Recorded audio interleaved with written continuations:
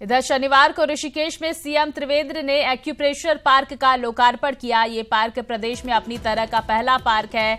इस दौरान speaker Premchand Agarwal, one मंत्री हरक सिंह रावत, मंत्री सुबोध उनियाल मौजूद रहे और doctor Sushila Tiwari herbal garden में पार्क का निर्माण किया गया है।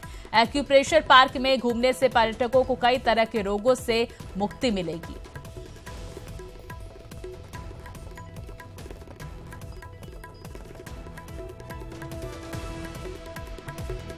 यहाँ पर सुविधा प्रदान कर दी गई है और अब यहाँ पर लोग आए, पर्यटक आए और इस पार्क का लाभ लें, ये मंशा है। मुझे लगता है कि फैसिलिटी उपलब्ध है, अब जनता को चाहिए कि वो उससे कितना फायदा उठा सकती है। पानी की समस्या को लेकर सीएम त्रिवेंद्र रावत ने कहा है कि इस बार पानी की समस्या बढ़ सकती है। उन्होंने कहा है कि सरकार पानी की समस्या दूर करने के लिए 3 परियोजना को हरी झंडी देने की तैयारी में है। सीएम ने कहा है कि देहरादून में 3 परियोजनाएं सूर्यधार, सोंग परियोजना और मलढुंग बनाई जाएंगी। बड़ी किल्लत होने जा रही है।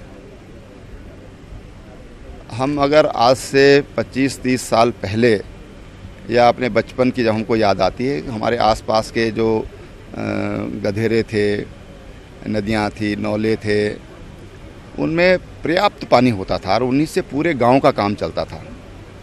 आज उनमें एक तो बड़ी संख्या में सूख गए और हाइड्रोलॉजी के भी आंकड़े ये बताते हैं कि गंगा जी में 50 सालों में लगभग 45% पानी की कमी आई है। अब जो स्नोफेड जो नदियां हैं उनमें अगर ऐसा हो रहा है तो फिर जो लोकल जो सोर्स हैं उनकी स्थिति क्या होगी और आज से 10 साल बाद क्या होगी। और इसलिए हमने इस बार लगभग 200 करोड़ रुपया रिजर्वायर बनाने के लिए पूरे प्रदेश में दिया है। चाहे अल्मोड़ा हो, पिथौरागढ़ हो, पौड़ी हो, देहरादून हो, टेहरी हो, हर ज़िले में। और सोच ये है कि हम ग्रेविटी का वाटर दें। लगभग अभी प्रदेश में 225 करोड़ रुपया केवल हम बिजली का खर्चा देते हैं, जो हम ट्यूबवेल से जो पानी लेते हैं। अगर हम केवल देहरादून को ग्रेविटी। सीएम त्रिवेंद्र रावत ने मुख्यमंत्री आवास में पलायन आयोग की अंतरिम रिपोर्ट का शनिवार को लोकार्पण किया। रिपोर्ट में चौंकाने वाले तथ्य सामने आए हैं। रिपोर्ट में सामने आया है कि पिछले 10 साल में 6,338 ग्राम पंचायतों से 3,83,726 लोग अस्थायी रूप से पलायन कर चुके हैं। वहीं इस दौरान 3,946 ग्राम पंचायतों से 1,18,981 लोग स्थायी रूप से पलायन कर चुके हैं। सबसे ज्यादा पलायन पौड़ी, टिहरी और उत्तरकाशी जिले में हुआ है। इसमें रिपोर्ट में यह है कि 50% लोगों ने आजीविका को अपना मुख्य कारण माना है, लाइवलीहुड को मुख्य कारण माना है। आजीविका की समस्या 50% ने, 15% ने माना कि साहब शिक्षा की पर्याप्त सुविधा नहीं है, अच्छी शिक्षा के लिए, बेहतर शिक्षा के लिए 15 मुख्य कारण है। और 8% लोगों ने चिकित्सा की बेहतर सुविधा के लिए गांव छोड़ने का निश्चय किया। मैंने गिना था विधानसभा में जब पलायन आयोग की हमने घोषणा की थी, तो मैंने एक बात कही थी कि जो मैं मोटा मोटा महसूस करता हूं, तो उसके 3 कारण मैंने गिनाए थे। पहली चीज शिक्षा, स्वास्थ्य और तीसरी चीज रोजगार। और मैंने,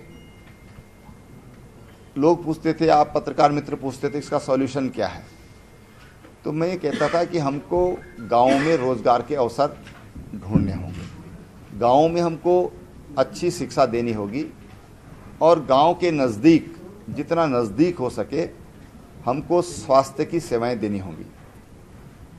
और अगर इस 1 वर्ष में आप देखेंगे तो हमने शिक्षा की दृष्टि से भी एक आमूलचूल परिवर्तन किया है। एनसीईआरटी की किताबें पूरे प्रदेश में लागू करने की दृष्टि से, ताकि एक जैसी किताबें सब लोग पढ़ें, एक जैसी शिक्षा सबको मिले और सबको आगे बढ़ने के समान अवसर मिले। दूसरी बात स्वास्थ्य, और स्वास्थ्य को लेकर के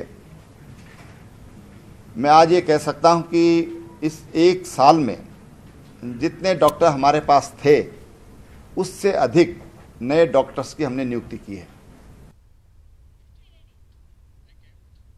वही यमुनोत्री धाम की हेली यात्रा में खरसाली स्थित हेलीपैड को डीजीसीए ने आसपास में मोबाइल टावर और नए मकानों के बनने पर सुरक्षा दृष्टि से फेल कर दिया है। तो अब नियमों को ताक में रखकर प्राइवेट हेली कंपनीज बड़कोट के निर्माणाधीन हेलीपैड में लैंडिंग कर श्रद्धालुओं की जिंदगी के साथ मौत का खुला खेल खेल रही है।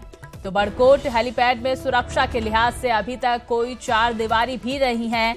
इतना ही नहीं, आसपास में खड़े पेड़ भी दुर्घटना का संकेत दे रहे हैं। इस हेलीपैड में बच्चे भी खेलते नजर आ रहे हैं। वहीं चंद पैसों के लालच में हेली कंपनीज श्रद्धालुओं की जिंदगी दांव पर लगाकर अपना बिजनेस करने में मशगूल है।